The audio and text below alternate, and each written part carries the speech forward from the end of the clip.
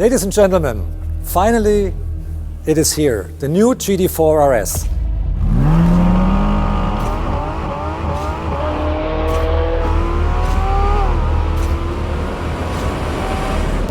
The new GT4 RS has a 500 horsepower engine directly from the GT3.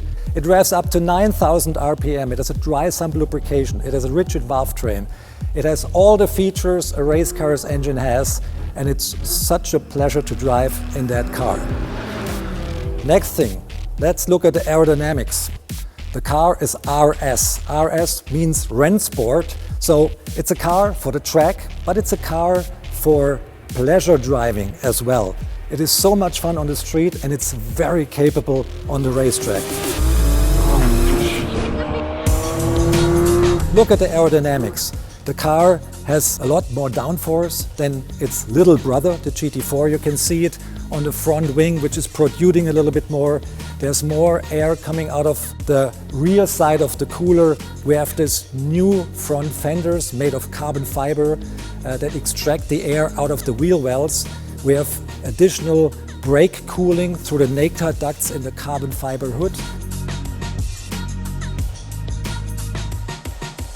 We have a new wing which is supported on the swan neck supports, like we do on the race cars, like we have it on the GT3 models. It's a very efficient method of putting a wing on a car which produces more downforce and gives us a better aerodynamical balance. This is accompanied by a diffuser underneath the car and a new underbody which help the stream velocity to be as quick as possible on the backside to produce additional downforce. And here we have another feature that hasn't been there on the 718 platform so far.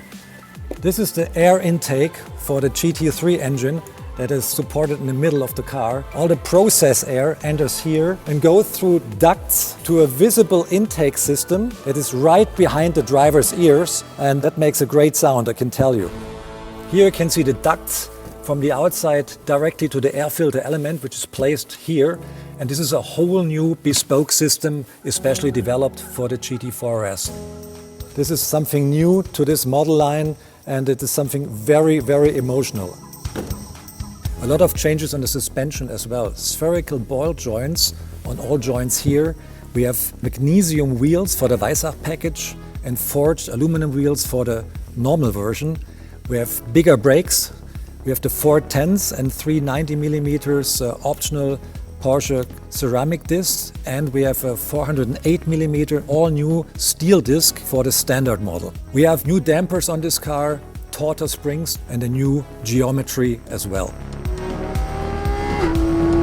The car has an adjustable suspension, so you can change the camber, you can change toe-in, you can change the ride height in order to get the best corner weighting out of the car to make it a stable experience. We have ultra-high performance tires, Michelin Cup 2s and Dunlops, and for the first time we offer Michelin Cup 2R race tire version for extended track use that gives the best track times on this car.